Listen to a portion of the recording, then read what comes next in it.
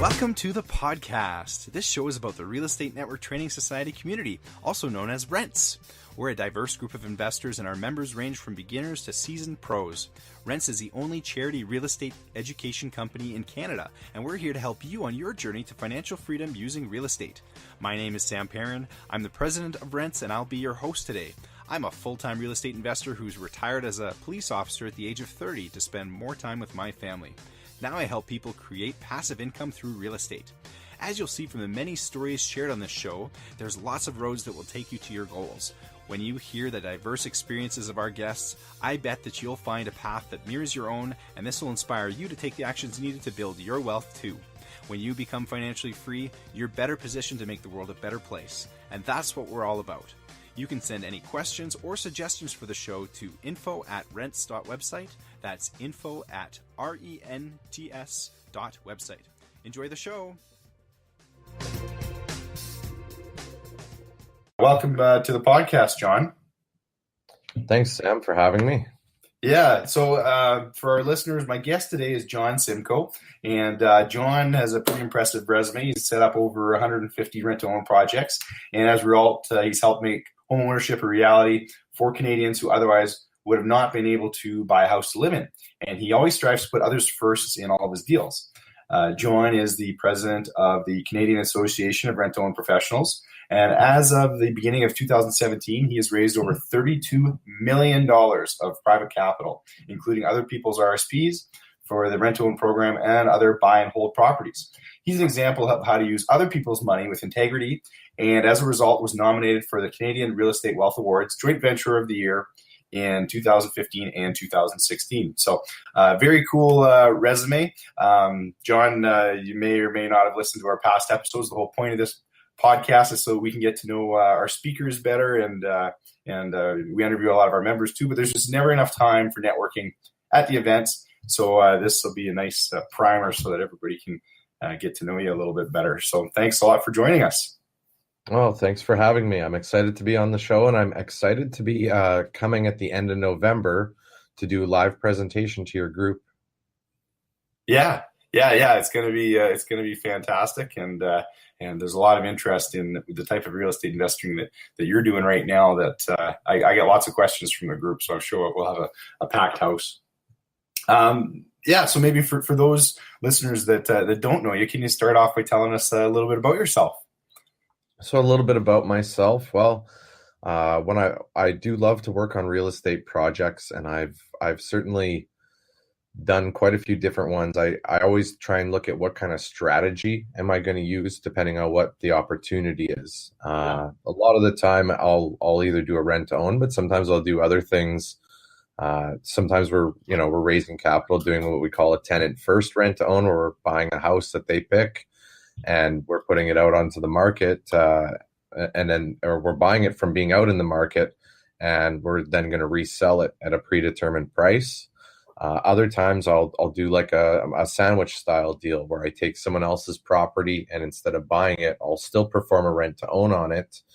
And those are the two types of rent to owns that I've focused on. But what comes up when I go see those is often I'll get people say, I don't want to wait a couple of years for this rent to own to happen on my property. Can you buy it now? And I think we all know if the price is right, that you can make things like that happen. And so then I will come in and do something else with the property, just depending, does it need work? Are we getting a really cheap price on it? Can we rent it out and make some decent cash flow with it? That sort of idea. So that's where most of my leads come from, are from my rent to own marketing. Yeah. So, I mean, from your track record, from the knowledge and experience that I know that you have, it's fair to say that you're an expert at making deals, and you've probably seen deals of all different types, and you take the scenario and find a way to make it work.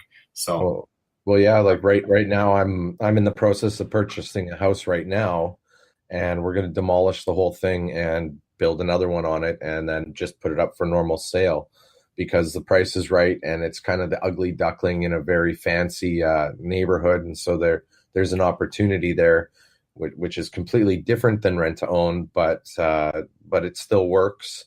and I am still financing it. We're using other people's RSPs, so that creating an RSP mortgage if people are Googling or looking that sort of stuff up. And I can talk about that too at the event and on the podcast as well, because it's a very flexible form of financing.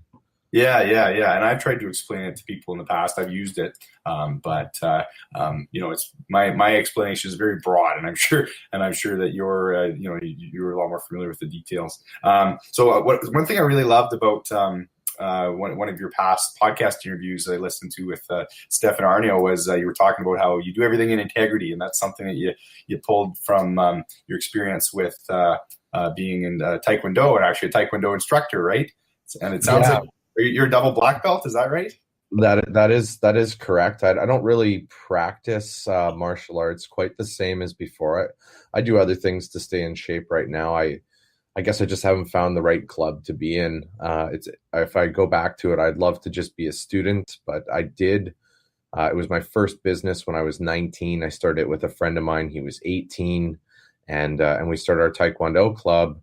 And we literally opened it in the middle of nowhere. Like, if I look back on these business decisions, I'm surprised that it succeeded, because you had to take a couple of secondary highways to some way out in the middle of nowhere, and you drive a quarter mile down a gravel road. There's a cemetery beside this one building, and otherwise it's all farmer fields. We're in rural Manitoba for this, and we put up our marketing and our ads. And we sold out every spot in the room. And then the next year we had so much demand, we started creating a waiting list. So after that, we needed to find a better location. And every year for 5 straight years, the club doubled in size.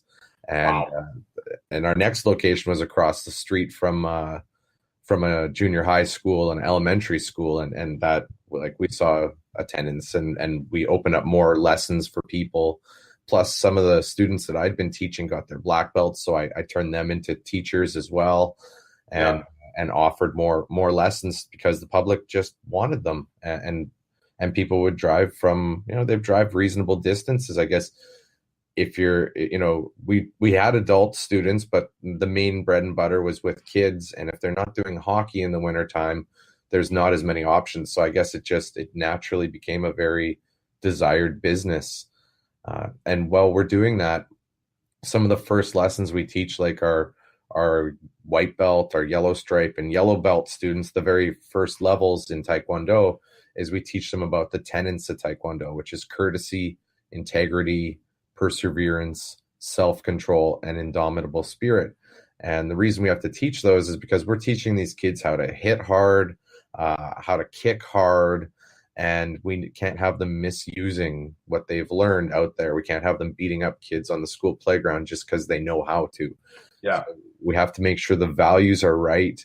And by not only just by teaching it and instilling it in others, it just makes it that much more powerful for myself as well. Anytime you're teaching a skill or quality like that to someone else, you'll naturally improve as well.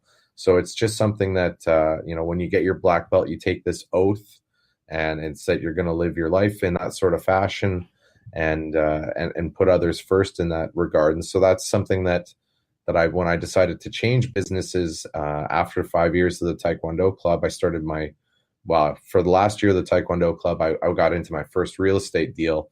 But after that, I decided that I would change the business I was in a little bit. I just want to say real estate's a lot more lucrative than a Taekwondo club.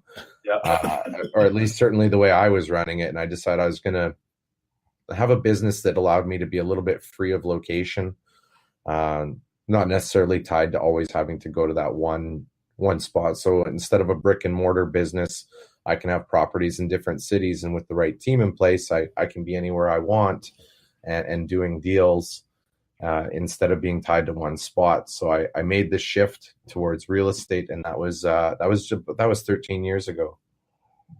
Yeah, very cool. And now you're in full stride. I can't wait to hear about some of your deals in detail at our meeting on November 29th.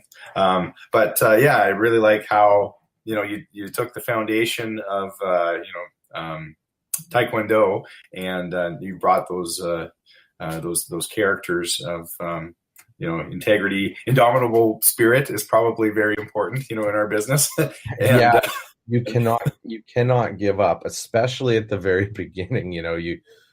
All kinds of things can happen. I mean, I buy properties off a lot of people who don't have those qualities, especially that never giving up. yeah, I get people. I got even right now. I have a couple of people that I'm working with. We're trying to do some sandwich rent to own deals where they remain on title. I'm not buying the property, but I'm going to find them the person who is going to rent it and then buy it from them. And a lot of these people are just frustrated landlords, or their property was trashed, and yeah, that's it's probably because maybe they didn't study enough or take it seriously enough, but they let that first experience beat them down, and then suddenly they're an unwanted landlord, and they have something that they don't want to deal with anymore. And yeah, and by not giving up, you get to see all different sides of it. If something gets trashed, you get it fixed. You turn it around. You get back out there and do it again. You can't let a setback put you down, and you can't let it yeah. hold you back. Yeah. Well, I like what you said. What I've heard you say before is that this is a passive business, but not really, because I'm working with an investor right now who abdicated his the property management duties to a property management company, and 3 years later he's got a hoarder house that's cost him $50,000 because he never checked in on the place once, right? So it's yeah. Anyway, so why did you picked a jujitsu school, or sorry, my son's in jujitsu, so that's you picked a Taekwondo school location in a remote area. Is that because it was the rent was really cheap, or is that? Yeah, well, yeah, our first location rent was super cheap, because our second location, it was 4 times higher, which was Yeah. still relatively cheap, but 4 times more.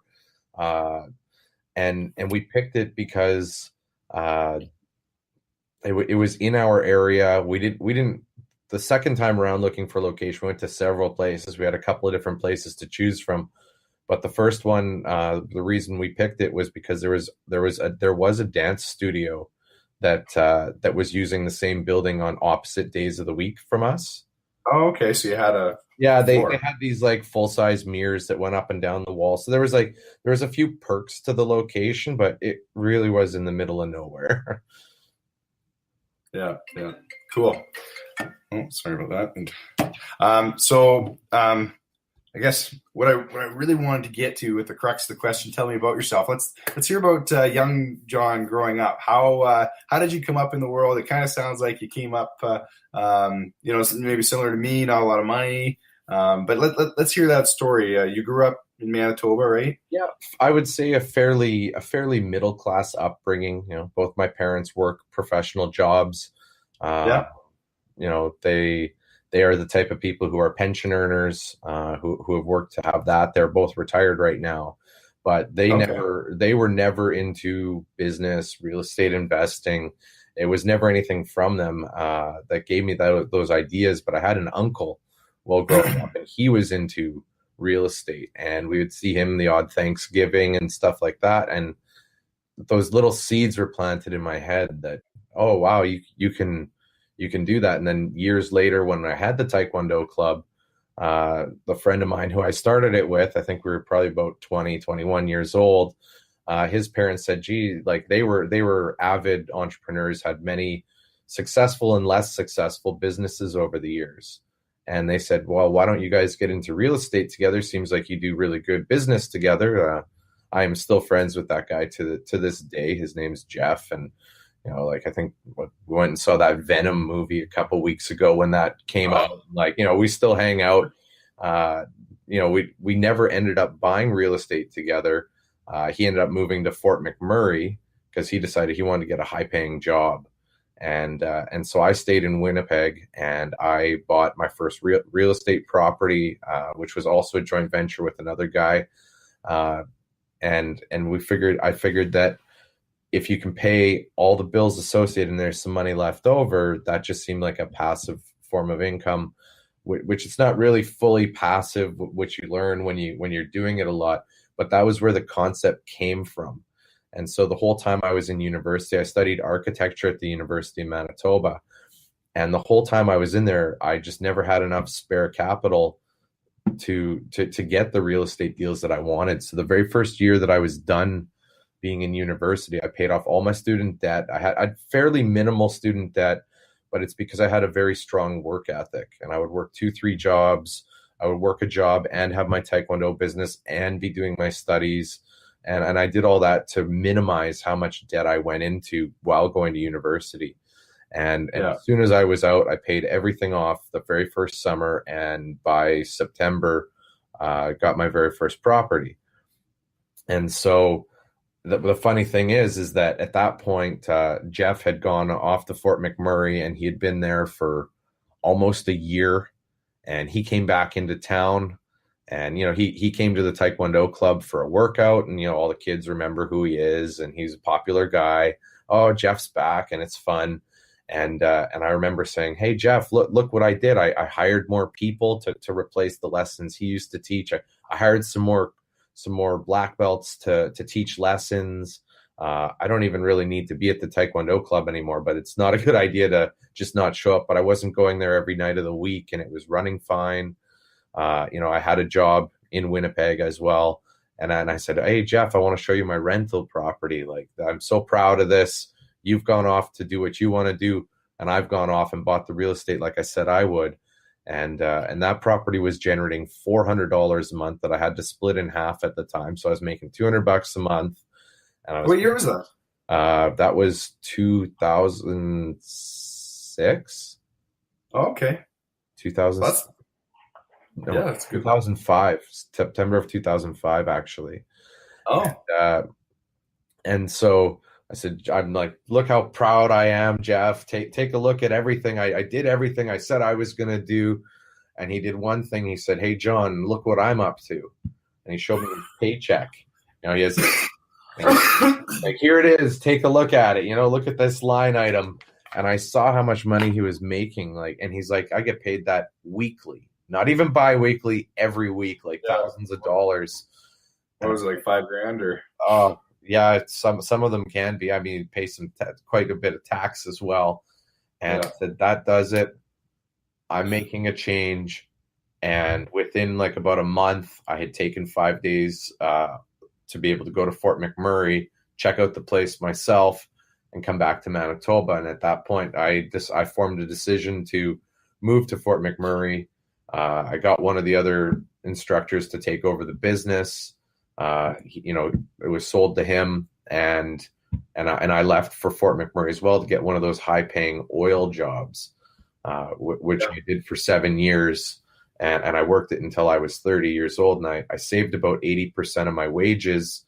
So there was a lot of discipline. I was still driving the same little Honda that I had from university, and making 6 figures a year, but saving it. I'd like to travel, so I'd always go on some sort of trip each year just to maintain your sanity and just work all the overtime I could.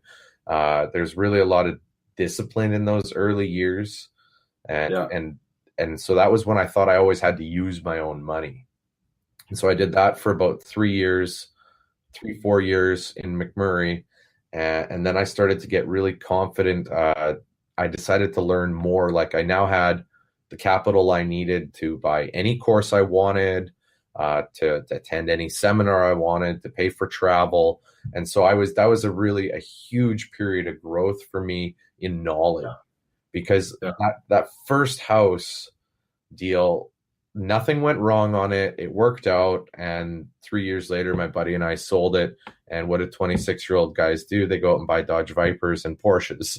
Right. So that was the first windfall of capital. But I thought, I could actually do this. I didn't use my oil wages to pay for that car. And so I thought I could actually do this in a more full-time way. And so I started educating myself further and further, learned how many risks I really did take in the first deal, because you don't know just what you're doing at the first time out. Even I took my dad to that very first property, and I said, Dad, this is what I'm going to do here. And he looked at me and he just said, son, if you get into trouble with this or it doesn't work out, I'm not helping you. and I went and bought it anyways. Yeah. Well, that's good. And so I just learned as much as I could, uh, like reading books, reading Rich Dad, Poor Dad, which is always a staple. But I'd start reading other books. There's like the Don Campbell books are great. They're full of information. Russell Westcott's got one. I know you had him on a podcast as well, and Yeah. and great guys to learn from. And so whenever I would attend these seminars, the guy's selling a program for $1,000, $2,000, $3,000, whatever it's going to be, I would just buy it. I thought I already spent $100,000 on university education, and I'm not even really using it. I'm up in Fort McMurray driving one of those big trucks for a wage, and the whole time I was there, I would listen to audios, podcasts like the one that we're talking on right now. I would download those and I would listen to them through my truck speakers. I'd always be reading, taking notes in my notebook about everything I was learning. And that's when I started to learn about rent to own. I met a guy named Dave Dubois. I'm sure you're familiar with Dave. He's Kamloops guy. And Dave goes around, he puts on different webinars and seminars and things like that. And so Dave became a mentor of mine. And at the time, now I now teach a rent-to-own course myself, but at the time, Dave Dubois had created a rent-to-own course. He's not offering his course anymore, and kind of have it. He's passed the torch on to me. That John, can you do that? He wants to teach people how to raise capital from investors. And so I said, no problem, Dave. I'm going to make a course. It's probably going to be similar to yours, but it's going to have my own flavor from what I found worked and didn't work. I ended up doing a lot more deals in rent to own than Dave ever did. And like in terms of rent to own, but it was learning that I could have a solid strategy. And that's what gave me the confidence to go out and get OPM, which is other people's money.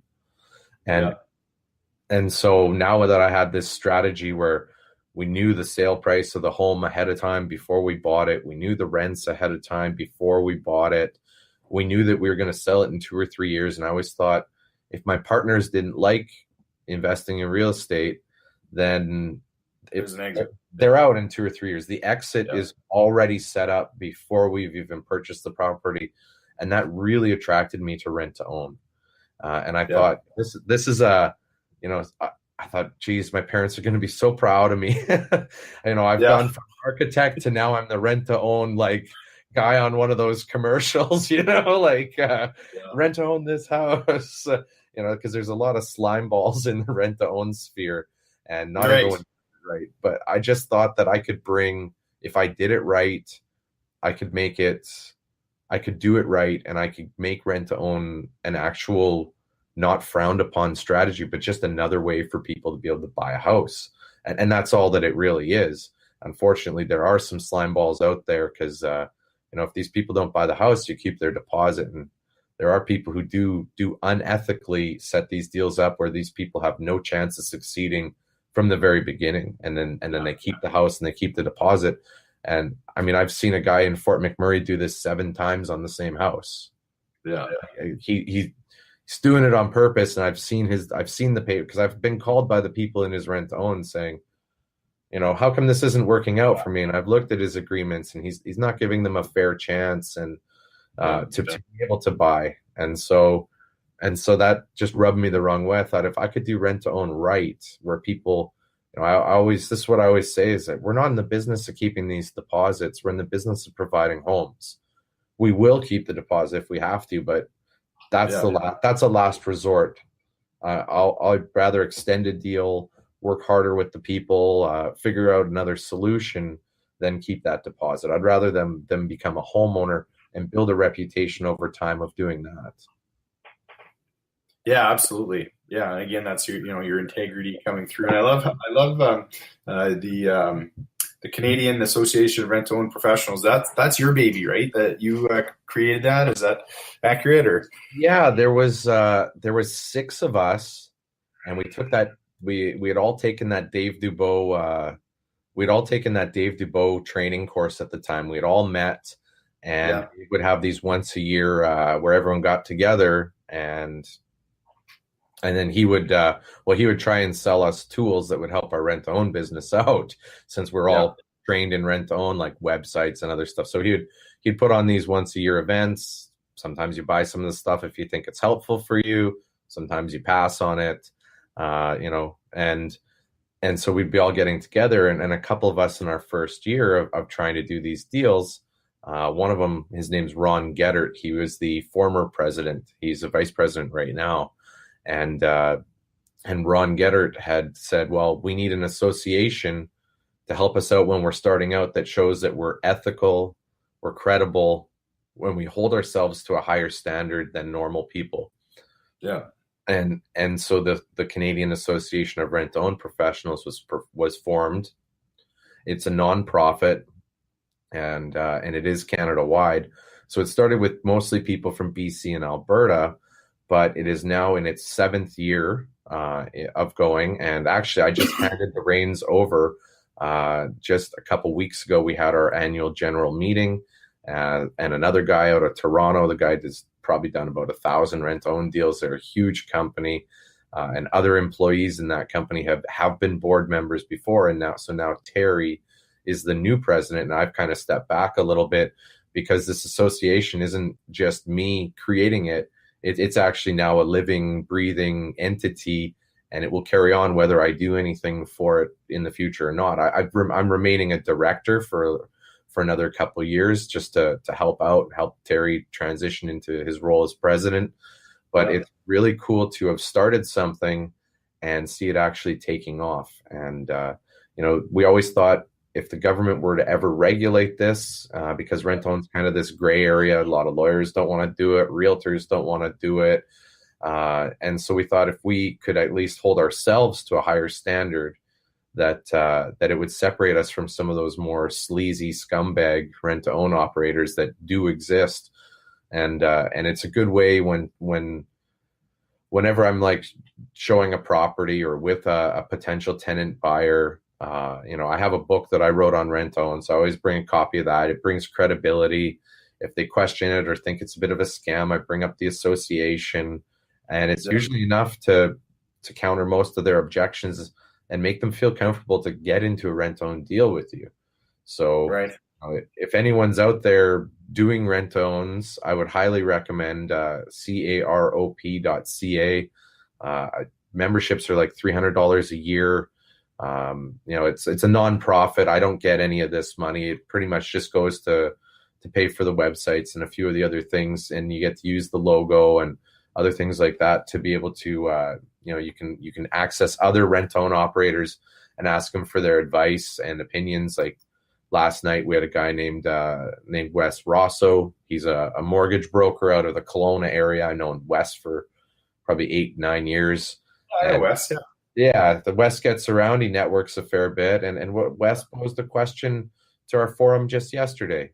He's in he's got a deal on the go, and one of his guys doesn't want to cooperate so much, and so he was asking what the advice of the other members, what would they do, and that's exactly what CareUp was created for, so we could talk about, like, most frequent question is, my deal doesn't seem to be able to close, or it's getting turned down for financing for the buyer at the very end of the deal, and so everyone chimes in. This worked for me, and we've got members from all over the country chiming in, so it's really become a good little community for it. And then we also have an associate membership, which is $150 for people who are mortgage brokers, who are realtors, lawyers, credit coaches, and they can brand themselves with the CareUp branding as well, and become part of the association. And then if there's a rent-to-own operator in their area, I'm going to check the CareUp directory of realtors. If I'm going to do a deal in Edmonton, I want a rent-own friendly realtor to work with,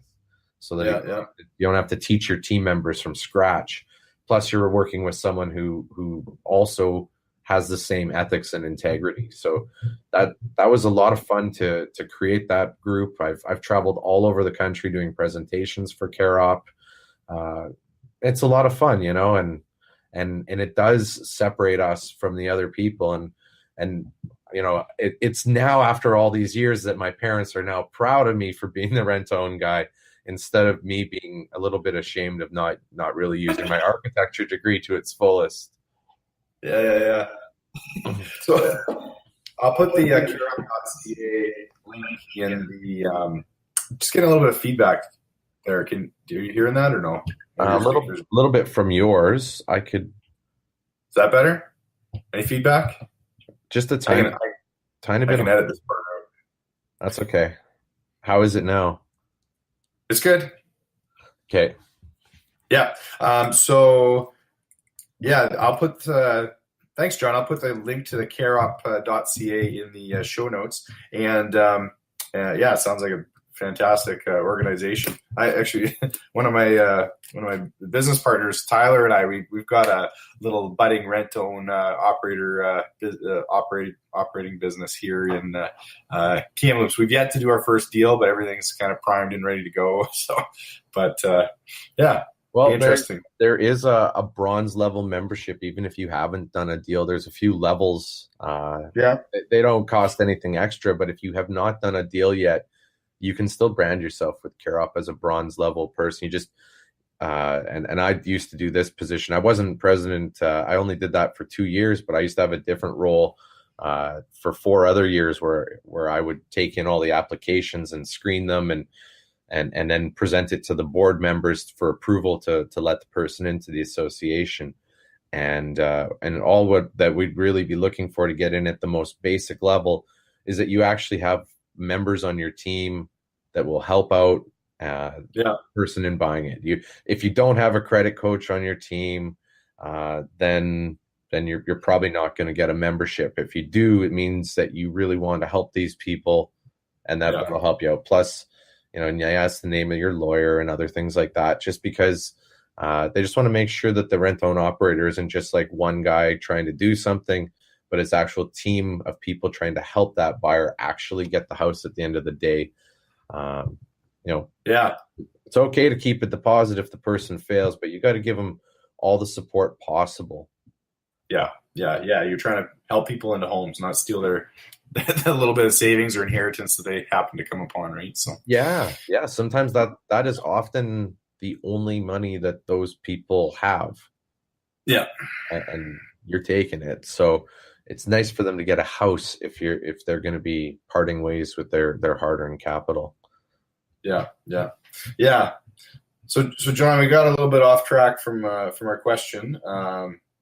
We heard a bit about you starting out, a little bit about your family. Your mom and dad are still in Winnipeg area, I guess. Yeah. They moved to the Gimli area, which okay, it's kind of like Lake Cottage country in a way around Winnipeg.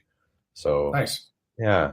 Do you have any siblings? I got 2 younger sisters. One of them's married, one of them's not. And we see each other fairly often, a couple times a year. Sometimes we'll still vacation together or meet in a location. I'm tired of going to Winnipeg in the wintertime, but I went there last year for Christmas. Yeah. And it was actually colder that day than it was at the North Pole that day. Oh, wow. It's such a cold place that Mom, Dad, let's meet up in Hawaii or something instead. Yeah. Winnipeg's pretty brutally cold. Yeah. So were they quite a bit younger than you growing up, or you guys pretty close? Yeah, a couple years younger each one. So a couple years in between us. Okay. I think it's about 6 years between my youngest sister and 2 years between my other one and myself. Yeah. So I was the oldest of the family. I'm really proud of my littlest sister. She's got a little business on the go doing like dog babysitting and dog daycare and stuff like that. But she's got the right heart for it, and all she wants to do is play with dogs all day. So now she can't. So she's become a little bit more entrepreneurial, but otherwise everyone just works a job. And I had to get these outside influences in my life to teach me about business, teach me about entrepreneurship, teach me about deals. So all of those things were learned more or less as an adult. They weren't, I put signs up and cut people's grass and things like that when I was a teenager. I think a lot of us who have like businesses on the go right now, we all did something like that, or a lemonade stand. I never did the lemonade stand one, but you learn something even if you don't make a lot of money at it. Yeah. That's awesome. Yeah. Well, it's funny that you're an oldest sibling, because I'm an oldest sibling too. So I think I read somewhere that's common. A lot of times the oldest will turn out to be very ambitious. So maybe that's where some of it comes from. The parents try out all their parenting. They learn how to be a parent on the oldest, right? So you get the short end of the stick. That's what I always say. So well, yeah, I had to buy my first car. My youngest sister was given her first right. car. Yeah, that kind of stuff, right? So. Yeah, very interesting. You touched on it, but I wanted to talk about it a little bit more. You spent $100,000 and a significant amount of time getting an architect degree. When was that? Talk about that a little bit. So that was 2001 to 2006. Okay. So, 5 years. So 2001. Yeah, first real estate deal was 2006. So right after that. Not 2005, like we said earlier, but that was a grueling and brutal program. You really need to work late hours at it. Not only is the university expensive, but although like really, I think they're really cool. I still do to this day. I went to a whole museum this summer of nothing but architecture models, but all those models where they have like, pieces of cardboard and little guys and all those little pieces, when you're a student, you have to pay for all the materials. You have to pay for the tools for that. And so all those, your assignments become quite costly. A laptop was mandatory. I think everyone has one these days, but at the time it was, it's an extra like an extra $3,000 on top of your tuition to have one that can at least run some of those programs. And so it was costing close to $20,000 a year just to attend the school and to submit the assignments. And so I worked my Taekwondo club. I taught Tuesdays and Thursdays at my club. And other than that, we had I would do a lot of assignments. We would do late hours, gruelingly long hours. I had a studio right by campus, and I would walk. I rented a house with another, with a roommate at the time who I'm still friends with to this day. And that's a recurring theme. When I make a good friend, I tend to keep them for life. So whether I'm, like I just saw him, he lives in Toronto, and I went and hung out with him and got to see a property that he's working on and fixing up and has dreams of moving into himself in Toronto. And it's cool to see that many years later, even though like we're not doing deals together per se. We still keep in touch. We still laugh at the same jokes. And so we would always be working super late at night in our studio, building these models. I think the long hours. And then what I also did is on the weekends, I tried 1 year of not having a job while I was going to university. I thought I'm going to focus on my studies. I'm going to have my Taekwondo club was still on the go. But I would focus on my studies, and the cost of those assignments became so great that I did a little projection. I said, I'm not going to make it to the summertime. And so I need to get some kind of, I'm negative every month, and my savings are being depleted faster than I thought when I first went into the school year. And so I did it. So I went and got a job pumping gas.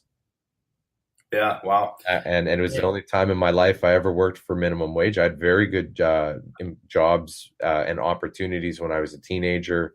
I've always had very good employment, made double or triple to what someone my age would normally be making.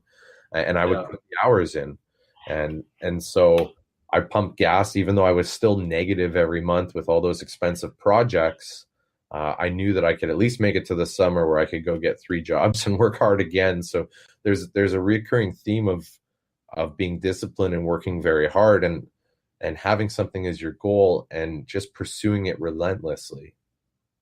Yeah. Well, I think most people in that situation would just go out and try and get a loan, right? They go to the bank and get a line of credit from the bank or whatever. But I think that really speaks to, your character. It sounds like you didn't have any student loan debt. I had minimal student debt, very minimal side. The first summer that I got out, I worked the same sort of, I didn't go get an architect job right away. I was prospected at a few different firms, but I just worked, I went back to the same summer job I had before and grinded it out.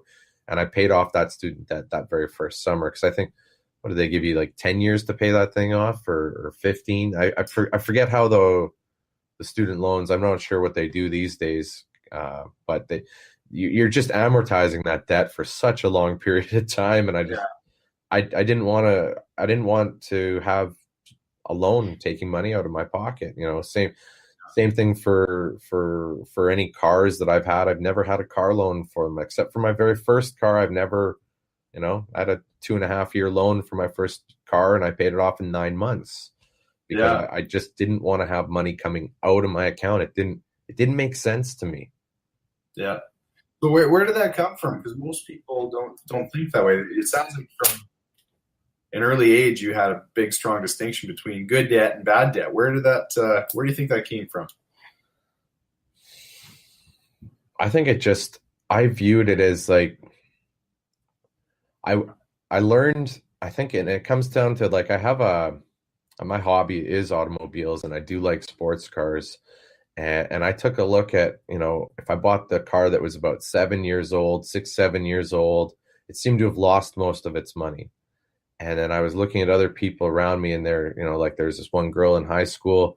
She went and financed a Sunfire GT. That was like the car at the time back then. They don't make Pontiac anymore, but so this, and I just viewed it as like, your car is worth so much when you buy it, and by the time you're done paying for it, it's worth so much less.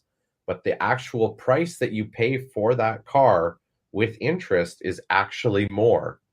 And increasing. I thought, why would I want to pay this much for something that's only worth this much when I'm done paying for it? And it just didn't make sense to me. I always had a passion for mathematics, and so I would start looking at these depreciation curves and interest curves, and I did a lot of calculus and a lot of other, all my spare courses in university were mathematics courses, just because I could get a good grade on them. It would help my GPA out, and even in high school and things like that, I took extra. I was already doing university math in high school, and it's just a numbers thing. It just didn't make logical sense to me. And why would I want to have a $10,000 loan that's going to cost me $11,000 by the time I'm done paying for it?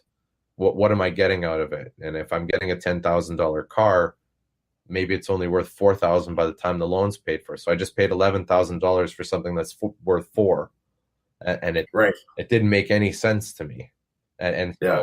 So I resolved to not really need that financing. I didn't want to, so I wanted to be on the good debt side of things.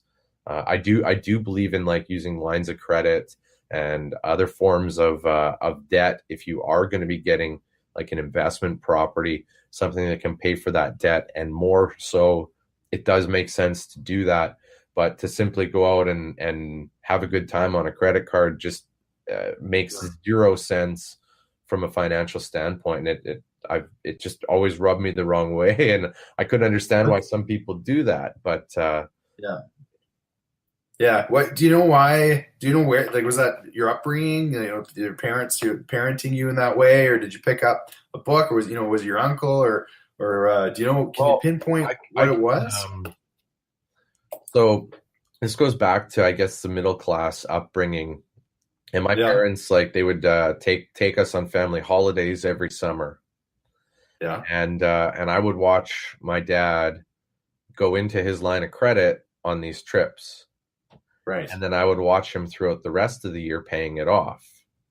Yeah. And then the next summer, going back to the line of credit, going on holiday, and then paying it off.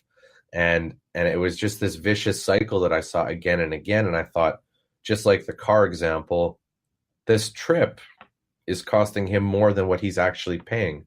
Even though there's a minute amount of interest, what if you just had the money first? Yeah. Instead of needing it later. And if you have the money first, you can pay for your trip, and you're on a more positive side of things. So it sounds like was your family pretty open talking about money then? Is that no? no, for the most part they weren't, Okay. which is still not a huge subject that, yeah, we don't really talk tons about it. I like talking about money, and I talk about it with lots of people, including that Yeah. uncle of mine. Him and I talk regularly. I consider him a mentor of mine, but with other people like my parents, my sisters, we don't really talk about money for the most part. Yeah, yeah. Well, it's nice to have a mentor like that. I've got an uncle like that myself, and it's great to have somebody. I call him Rich Uncle, and he chuckles because I think of like Rich Dad, Poor Dad, and I go, well, you're Rich Uncle, and I kind of had a. It's not that my parents were poor, and it's not as though they didn't have good intentions, but they relate more to Poor Dad in that book, and my uncle relates more to Rich Dad. So those are the two types of advice that I was getting while growing up, and Rich Uncle just made a lot of sense to me.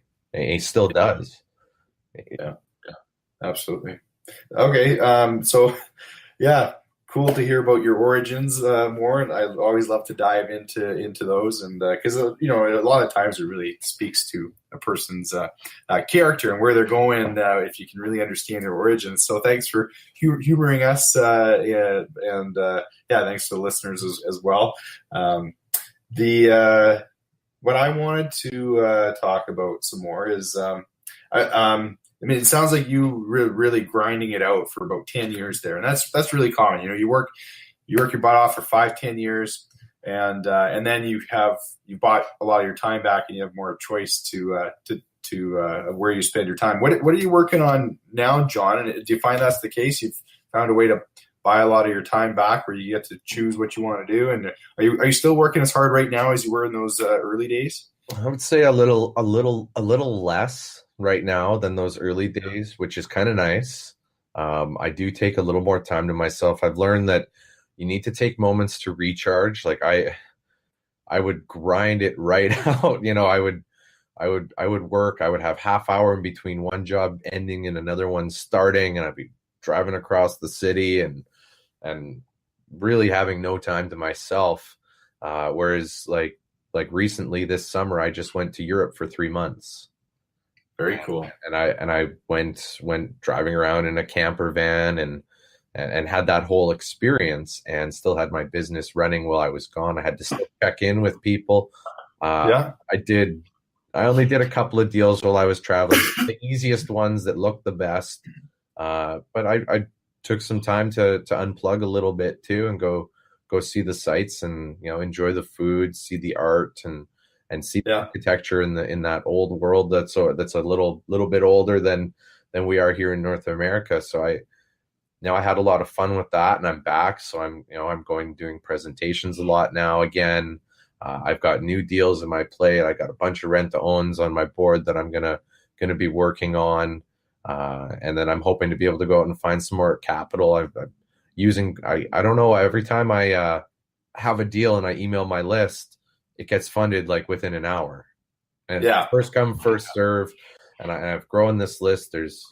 Last I checked, there's over 400, maybe 450 people that are willing to lend me their money or their credit or something in that capacity. And I'll just email a list that goes out to that list. And I'm always growing that list. And I always wonder, when is that list of mine going to run out of cap? When am I going to have it all in deals? And so far they have not run out, but I am still focused on building the list bigger and bigger and bigger all the time, and having that network of people that are ready and willing. And not everyone's like when I use a few people for this upcoming deal of mine, well, I know how much money they have. We talk about that. And I know that they won't be ready for another deal till I pay them this money back. Yeah. So then I know not to go to them necessarily with the next deal, because I know they're already tapped. And but it's having those people ready and willing and being educated as to why they want it. They don't need to necessarily know everything. Like I call people like us deal makers. We make the deals. And then other people come and participate in them in different capacities. And I'm always out there educating people why they would want these deals, what's in it for them. And I'm always growing that list, teaching those people, because I believe that, offering these types of returns that they just can't really get in other places or as securely as we do, that I always need to have educated, ready, and willing lenders at my fingertips. So if I see something, if I need to act quick, I can. And it gives me confidence when I'm out there making an offer. I know that it's going to get funded. That there's a whole other confidence level, because I was, I got put myself early on in a situation where I'd put an offer on this house, and I didn't have the investor network like I do right now. And I was cultivating the list, and I was sending newsletters out and things like that, which everyone who's a deal maker should have a newsletter. If you have one, sign me up to it. I love reading what other people put out. John at lionopportunities.com, you can sign me up to your newsletter. I write one too. I call it Deal Flow Monthly. And it's a good way to stay in touch with people and remind them that you do what you do. And so by having that always going out, I always have people ready. But at the very beginning, and you might be sending someone a newsletter for several years, but when they see that you send it out every month and you're consistent with it, it will speak volumes about your character. And so I was doing that, and it was finally time to test the waters and go raise some money from this list. This wasn't a list of investors. It was just a more general list. I have a newsletter list that's a lot bigger, and then the investor list is a smaller one. About 10% of the people from the newsletter get on the investor list. And so I didn't have those two lists. I just had the one newsletter list. And I promised this family I would buy this house for them and do a rent to own, and they could buy it from me. And I found a private seller from a house that they liked, and so I put an offer in on it. And I didn't have enough money to buy this place, even though I was working my oil sand job. My money was already invested in other capacities, and so this was the first time I needed to go get OPM, which is other people's money. And I went out there. And it was the summer that my sister was getting married. And I went out to 50 friends and family. I went to the other oil sand guy. Like a whole bunch of us ended up moving to Fort McMurray from Manitoba. And I went to all their family. And I spent my 2 weeks of my holiday vacation, except for the wedding day and some time spent preparing the site for my sister's wedding, which my dad and I, cutting the grass and that sort of stuff to make her day wonderful. Apart from that, the entire time I spent was pitching my deal. And at the end of those 2 weeks, I was driving back to Fort McMurray.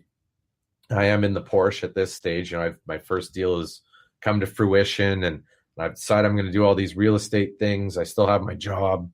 And I'm driving back to McMurray from Winnipeg, which is about a 17 to 19 hour drive. I've done it in 11 in that car, but I wouldn't recommend. I also got the biggest speeding ticket of my life, like half hour to my destination. So I wouldn't recommend doing that.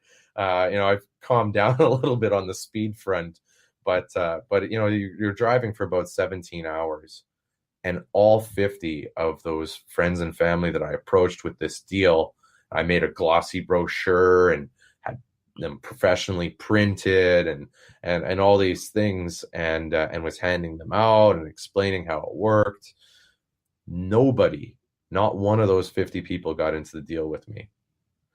And I was just persistent, and I'm like, I'm driving back to Fort McMurray for 17 hours thinking, I've promised this family a house, and I need to deliver on this. I felt accountable because I promised them I would. I promised this seller I would buy his house. And I thought, this is just, how am I going to do this? And so I didn't stop. And I kept pitching my deal once I got back to Fort McMurray. And luckily, a woman in Tim Hortons, we met at Tim Hortons, and she got into a deal. And then another guy had a little bit of money. And I got to go to, we had 5 people in this first deal just to have enough money to do it. And, wow. And even at the very end, I needed $11,000 more to put this deal together.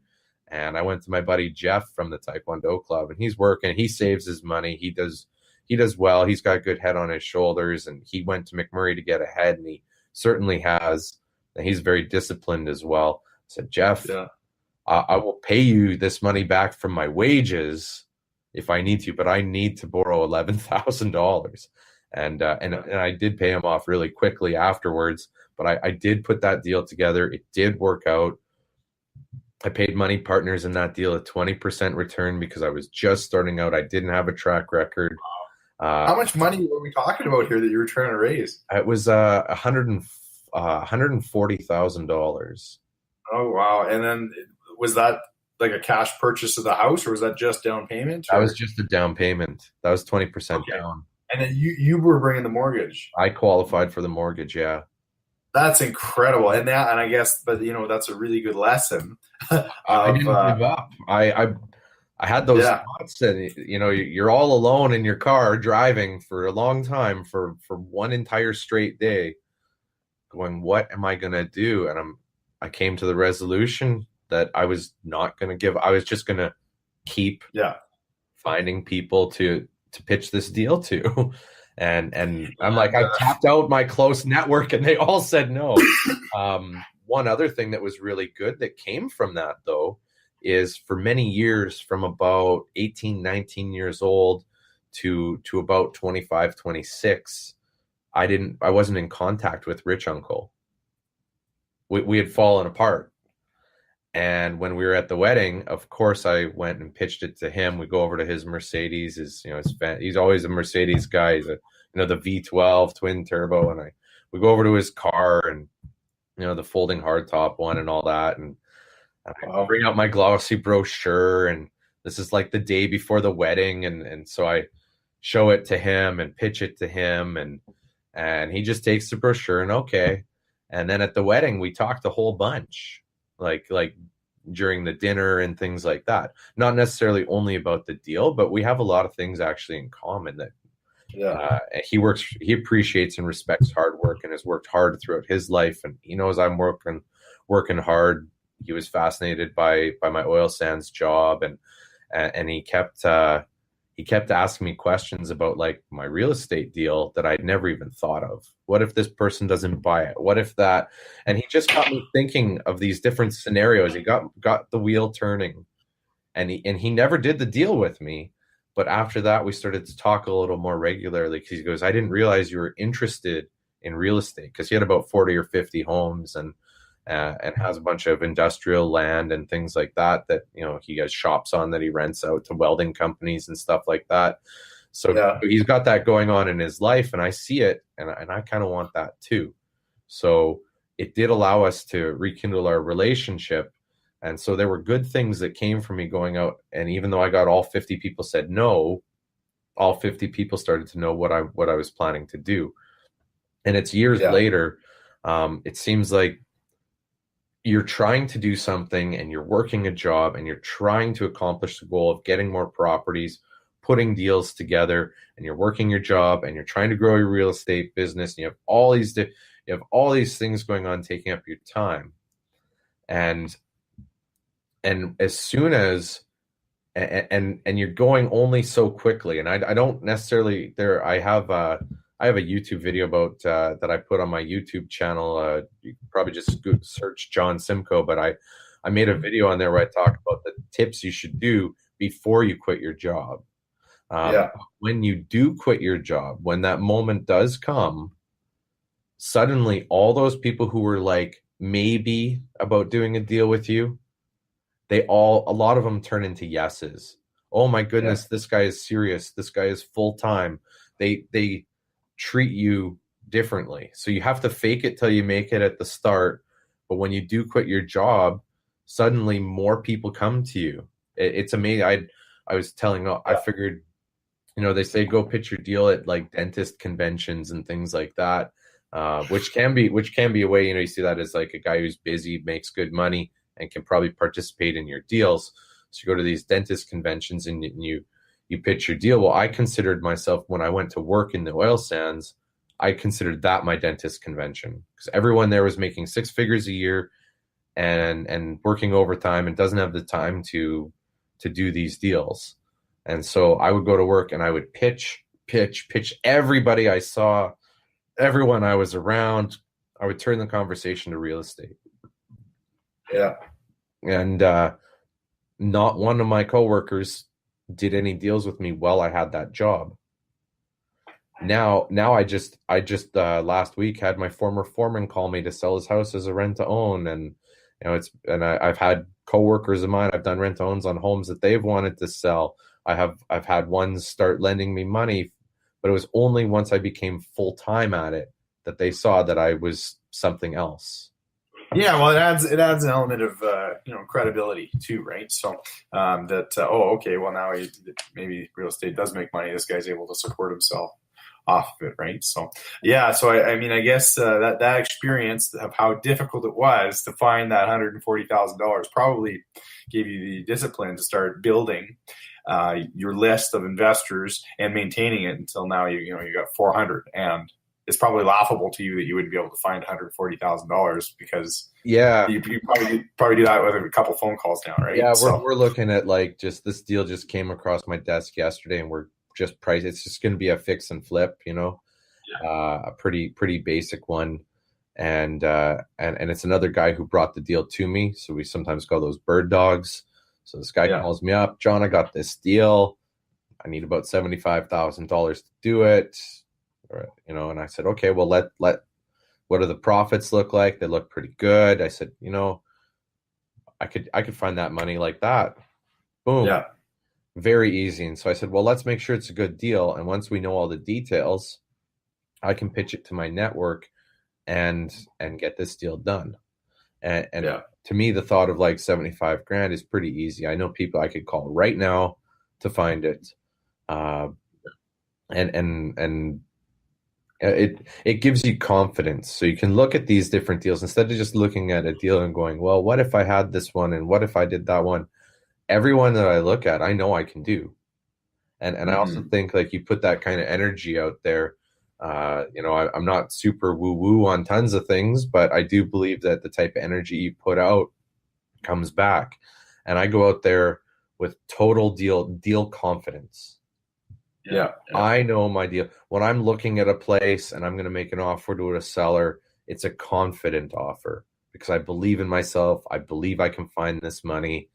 And I just have that attitude that money finds me. People want to participate in my deals. I tell myself that all the time.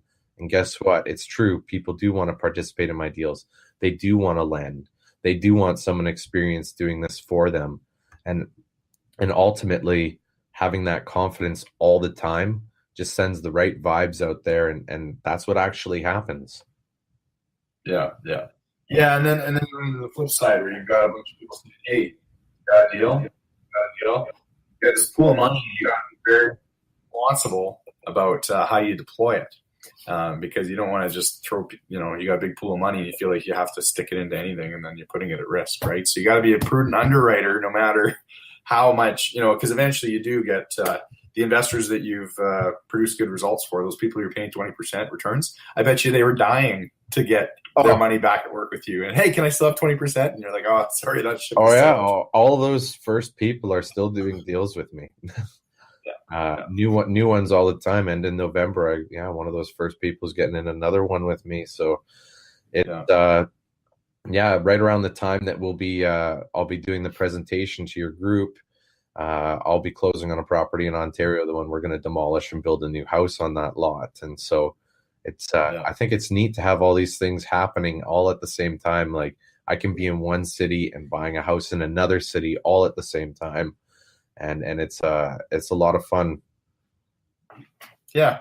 John, can we talk a little bit more about that? I mean, before we started the call, I said, hey, happy rent day. Yeah. And you said, the e-transfers have just been rolling in, and same here too, right? And most of our portfolio is managed by a property management company, but I do hold on to 20 units or something like that I take care of. So it's an administrative little bit of a burden just to collect rents.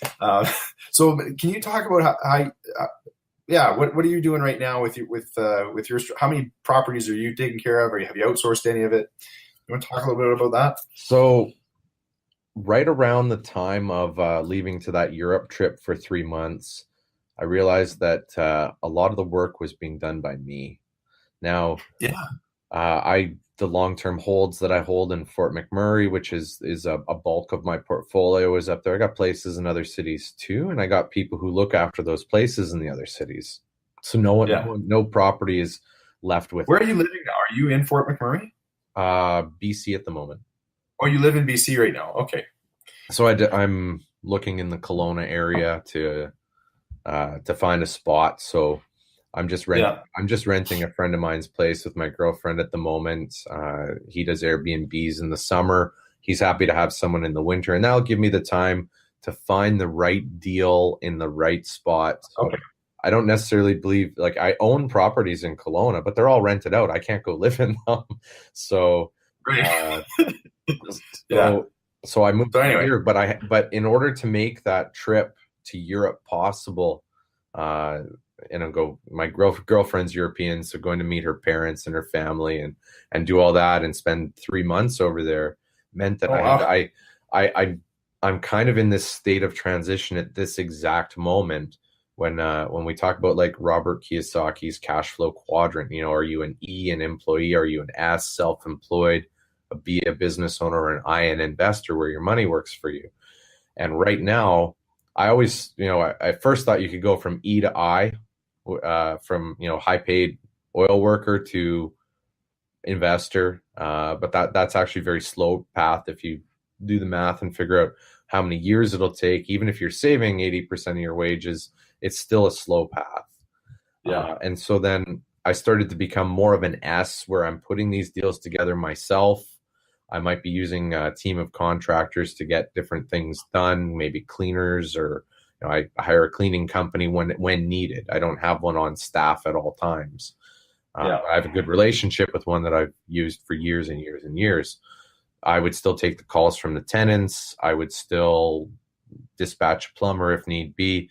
And when I was in university, I used to be a plumber, not a licensed one, but I had a van. Even when I was in high school, I had this van. I was making $34 an hour when I was in high school, and Nice. and then eventually got a raise to 39, and I was charging out like a plumber would, and you'd get a percent of the invoice. Yeah.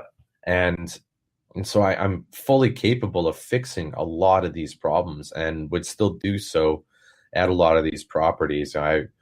It's funny because I travel around everywhere with my Porsche and a little red toolbox, which is kind of, it's, because you go see a property for something, then the renter says, oh, by the way, this needs fixing or that needs fixing. Yeah. Well, sometimes it's as simple as turning a screwdriver, and you don't really want to call a guy for that. You're there already. Take 5 minutes, 10 minutes, do it. And so I would do a lot of that myself. And it's the middle of the day, so I can, create my newsletters, my presentations in the mornings and the afternoons. I can do showings of these properties in the evenings, keep them full, chase people down if they need to still pay their rent, whatever the case may be.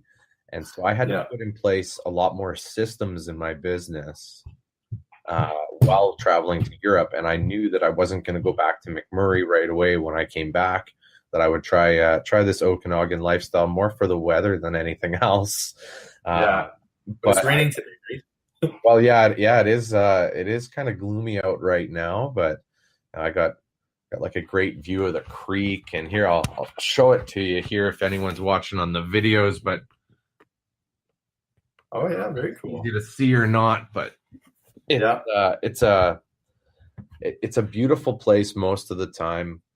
Even when it rains. And so I'm literally transitioning right now because I realized I am more of an S when I'm doing all those roles. Yeah, right. And I'm moving more to the B quadrant to be more of a business owner. I still have to make decisions and do things, but largely I'm telling a team of people what to do. Yeah. Or asking a contractor to do work for me. Yeah. So the trick is now free up your time again, and then you can again focus on whatever the next level is, right? Or how long have you and your girlfriend been together? A year and a half now. Yeah, so things, maybe you're gonna get serious. Maybe there's a family in the horizon, right? So yeah, you are gonna have to free up more of your time, because I can attest it takes up a lot of time. Well, yeah, So, and like here's like something, because I've thought about that angle too, because I meet certain people, like I will sell a training course or something like that, and then say, hey, like I teach rent to own and I teach RSP mortgages. Those are my two main specialties, and I do them all the time in real life, and I don't mind teaching other people how to do it too. And I'll get the excuse sometimes from someone like, you call it a sales objection, but I'll only recommend taking the course if it's something you really want to do. Otherwise, I only want to work with a student who really wants to be taught something, who really wants to learn, and who's actually, I take pride when they go out and they get their own deals and they do their own deals. But often I'll hear someone say, oh, well, I've got 10-year-old kids, and 10 years from now, then I can start because I have this family and it takes all my time. Well, 10 years is going to go by and you're still not going to have gone anywhere. And then I feel like people could have resentment to their own children. If you think about that, like, oh, if I didn't have those kids, I would be this successful real estate investor. And that thinking is completely wrong. There are people like you who do this all the time. They have a family. You just have to manage your family and work life. Yeah. I don't know John Claremont, and I've been to his house several times. I've met his wife. He's got about a 2-year-old daughter that he nicknamed Peanut. And I see the pictures on Facebook, and I talk with him, Sean, how do you balance out your family work life? And he just says, well, as long as I put the time in with my family, my wife doesn't mind when I go off and do my real estate stuff, even if it's being gone certain evenings or at times when, if you just had a 9-to-5 job, you'd be home every evening. She doesn't mind him going off so long as he puts the time in as well. And that seems to be a very healthy relationship. And he's out there doing lots of deals, which is making him happy, and it's improving the lifestyle of his family. So as long as there's that right balance, how do you balance yours, Sam? Well, you know what I found? A lot of people that come to me for advice, and I'm sure you see this with all your students, their personal life is not the first step to improving anything is to measure it. Right. So like I was starting to get out of shape. Right. So what did I start doing? Logging my food again. Like I used to be in great shape, logging my food again. And I hired a guy as a personal trainer to just be my accountability guy. He doesn't come with me to the gym every time, but he can see my activity because now I'm logging it in MyFitnessPal. And if he doesn't see that I've done it, he's holding me accountable. So that's kind of the first step. Right. So I always tell people, how are you spending your time? And most of the people waste a lot of time watching TV or just doing stupid stuff, scrolling around on Facebook. I love the new iteration of iOS because it has native to it now, the screen time thing, right? Where I noticed that on mine too. And it's like, holy cow, I spent an hour on Facebook today, or I checked my phone an average of 37 times today, different notifications. And then you can start to, once you recognize what's going on with your own behavior, then you can start coaching yourself, right? So that's, and I right now I've got in front of me, Michael Hyatt's full focus planner, right? I use this, right? And it's a quarterly planner, and it comes quarterly, and it forces you to spend every day focusing on your goals, so that you're not, so you're not wasting time on things that aren't furthering you towards your goals, right? So I find a lot of people who are just starting out don't have balance, and I really struggle with this. And there's not a lot out there actually. This might be a really good niche market to get into to help train and coach people who are in this space. There's not a lot out there for people, because I was a police officer before, right? So I worked 2 days, 2 nights, 4 off. Yeah. And I was taking Craig Ballantyne's perfect day formula training, and it's really hard to translate that into the shift work. Oh, right. I fully understand. I did 3 days on, 3 nights on, 6 off in the oil sands. Yeah. and 15 hours a day, right? And it's Right. just, Yeah. and I'm still supposed to go home and write this newsletter in the evening. Yeah. Yeah. Well, yes. Yeah. And most people, the thinking is like, oh, I've worked so hard. These are my 6 days off. I'm going to enjoy them. Right. And most people aren't going to work a second job or like a third, because I mean, you probably put in 15-hour days on your days off too, Yeah, right? Whereas I do. your buddies would be drinking beer on the beach, right, or whatever, or just spending family time or whatever the case may be. But I did a little presentation on time management at our last real estate club meeting, and it's just the change of mindset is what it is, and that's what we've been talking about this whole podcast, right? Is mindset, and it's been really cool to dive into your mindset and how you see the world, because that is your results are a direct result of your mindset. And yeah, it's funny. That reminds me of a little story. There's another very successful real estate investor and businessman and good friend of mine named Malcolm Setter. If anyone's been in any of the trainings that I've been in, he's probably been in some of the same ones. And we were part of this mastermind group one year. It doesn't go on anymore, so it's not offered, but at that time it was, and we signed up for it. And because we both lived in Fort McMurray, and there's people from all over the place in this group, but because we were in the same city, the guy running the organization said everyone needs an accountability partner, someone other than your wife, other than your girlfriend, other than your husband, not non-spousal, who you can check in with daily, and at the start of the day say, this is what I am going to accomplish today. This is a priority. And then the next day it's asking the guy, did you do that? And so if maybe you're trying to get a house for really cheap and you're using a shotgun approach where you're going to write a ton of offers. I don't usually do that, but let's just say that's your goal. And and you say, I'm going to make 10 offers today. Well, then if the evening came around and I didn't have that done, I'd be thinking to myself, well, tomorrow I need to tell Malcolm that I didn't get it done. And then he's going to ask me why. And if I'm sitting here like watching TV, then he's going to come down on me, which he should. And I was catching up on Game of Thrones or whatever, right? Accountable. And that can really, I start having the guilt of like disappointing my accountability partner more, because we seem to think that it's okay to disappoint ourselves, which it's not. And as soon as it's someone else that we're reporting to, we suddenly straighten up and and try and get everything done. And I remember being Malcolm's accountability partner, and I said, Malcolm, you got to cut the TV out. Watching a bunch of TV, and for me it's easy because I have not watched TV in about 14 years. I know it. Yeah.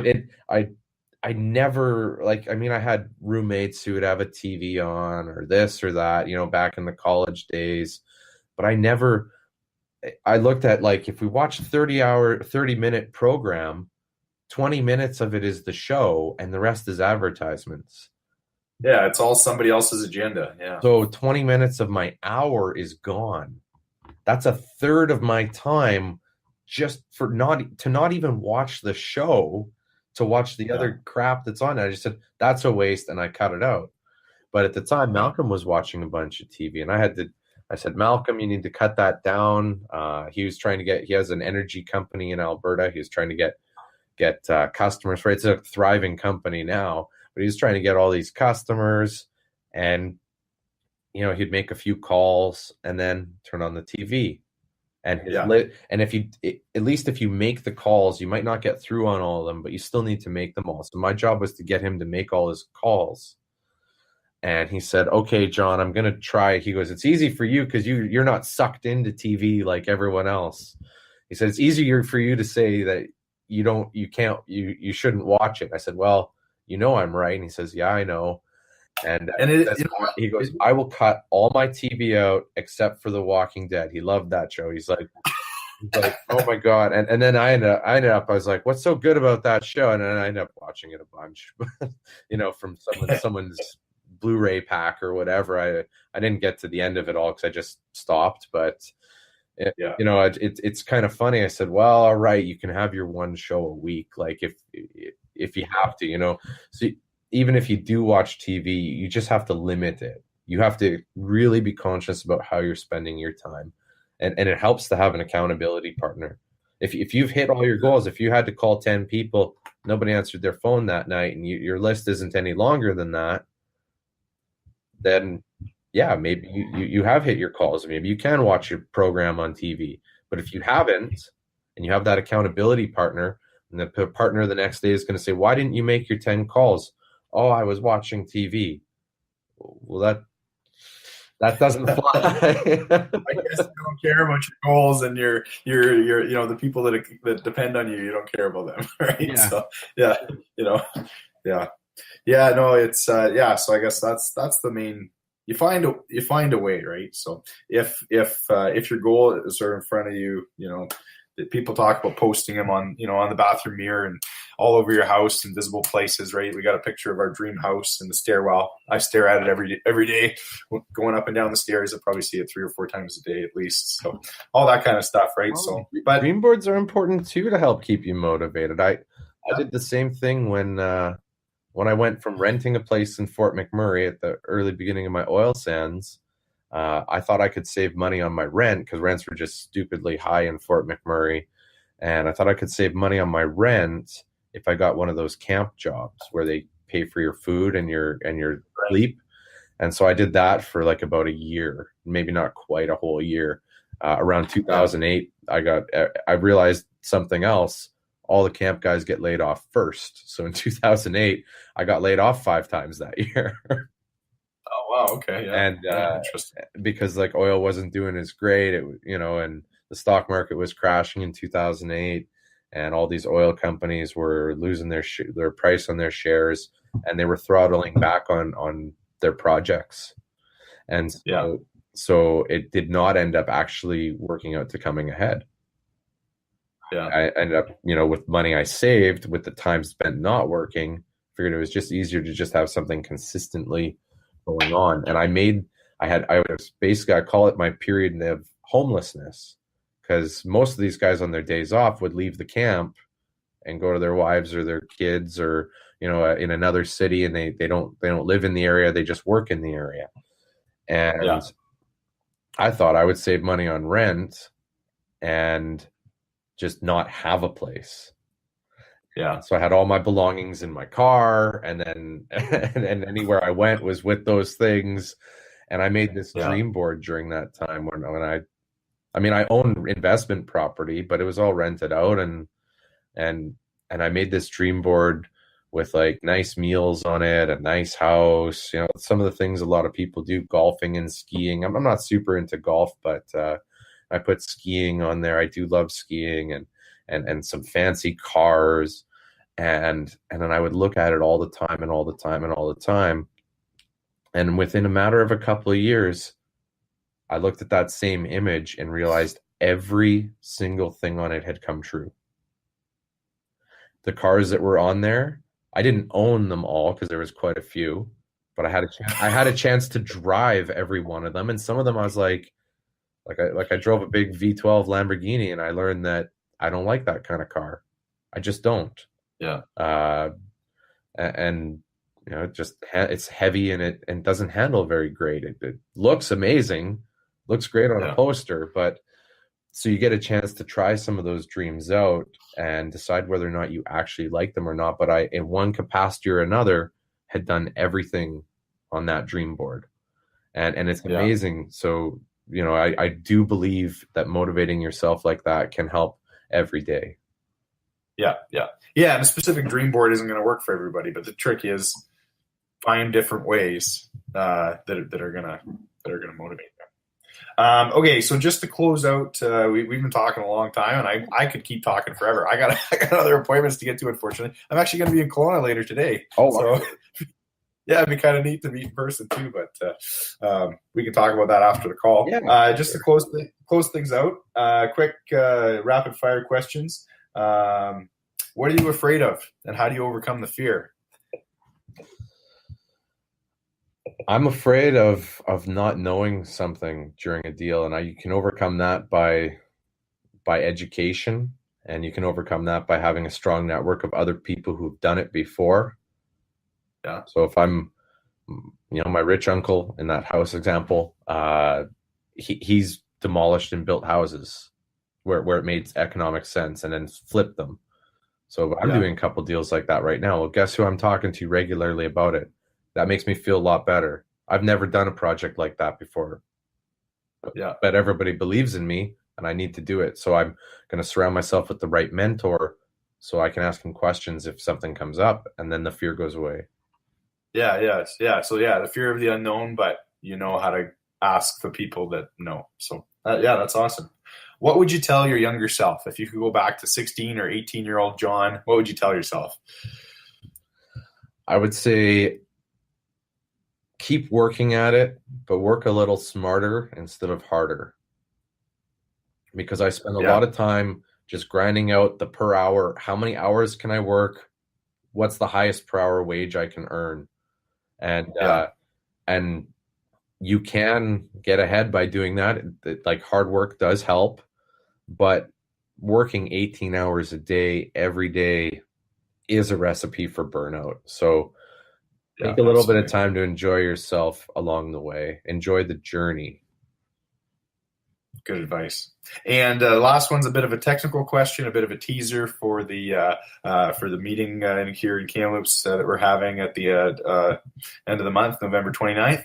John, I know of 3 trust companies that you can do RSP loans with, or loans with registered funds. Is there more than 3, and how many total do you know of? I only know of the 3: Olympia Trust, Canadian Western Trust, and I believe the other one is called B2B. Yeah. Okay. Yeah. Because I remember TD Waterhouse used to do it. They don't anymore. Yeah. I thought I remember seeing a training program put on by, I think, your friend. Out of Ontario, Blackstone. Blackyer, Paul Blackyer. Yeah. Paul Blackyer. That's right. Yeah, and he said there was like 7 or 8 or something. So I was wondering if you knew what those. They've throttled back on how many places offer it. So there's only 3 places that I know of right now, and I think that's what Paul is still teaching. That's who I learned. That's who I learned my RSP mortgages from, and then the things I've done with these RSP mortgages are like, I put together my own little course to be able to teach it, and I go through like 9 totally different applications of this money.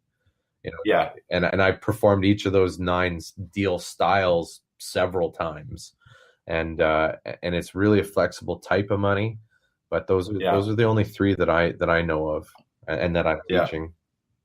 Yeah, it's interesting because those trust companies add another level of due diligence and underwriting because some of them only allow a 90% loan to value. Some of them, perhaps more or less. I forget. It's been a while since I've put one of them together, but I know everybody's really itching to get to know a lot of the details, and it's going to be great to get to hang out more. And I'll give you a little tease with Olympia Trust. You can do 100% financing. Oh, I did not know that. Do deals with no money in the deal. And in the springtime, I'm always learning something new. And actually, this is in the course because I had started the deal. It was a condo flip in Kelowna. Not only was the thing 100% financed with other people's RSPs, but we actually were able to pay the lawyer fees using the RSPs too. Oh, wow. Before, it used to cost me a few $1,000 to set this up. Now I know how to do it costing nothing. Wow. Which was like I'm always learning a new trick every so. How can we do something better than we did it before, even if it is the same, looks the same at the start? Yeah. I love it. Wow, really looking forward to hanging out, spending more time together. I know everybody's super excited to meet you and to learn from you. So thanks, John, for joining me on the call today. And we'll see you on November 29th. Yeah, I'm looking forward to it. We'll see every one of you there. Yeah, okay. Have a great day. Okay, bye. I'll edit the rest of this out. Yeah. Are you? So I've got a 2:00 appointment downtown Kelowna. So I'm leaving here pretty soon. And then in Vernon of all things, but I'm. Oh, you're in Vernon. Yeah, that's just happens to be where my friend's place is. Yeah. Okay. Well, I'm passing through Vernon anyway, so maybe on my way back.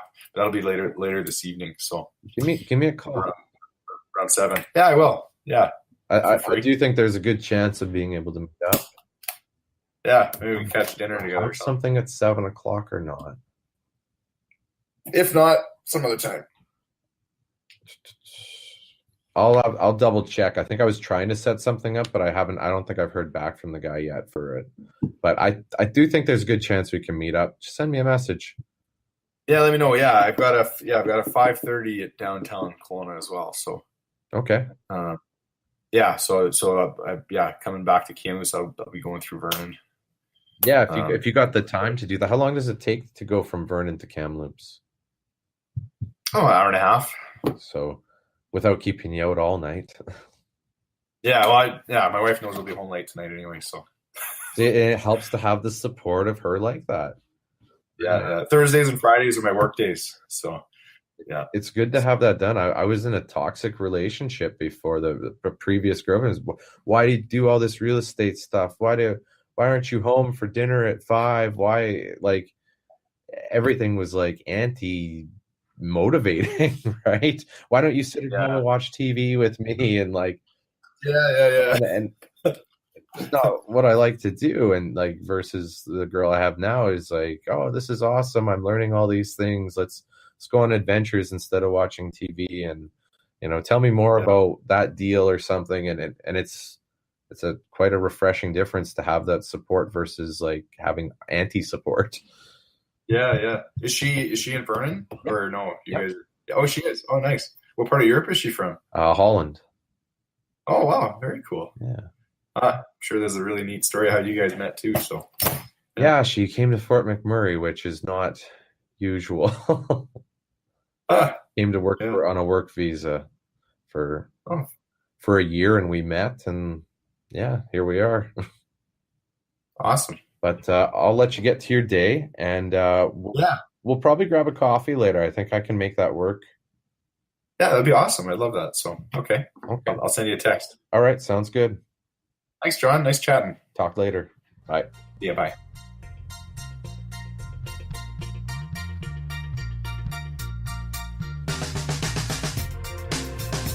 Before we close the show, I just want to say that all the activities RENTS undertakes, including this podcast, benefits our bursary program.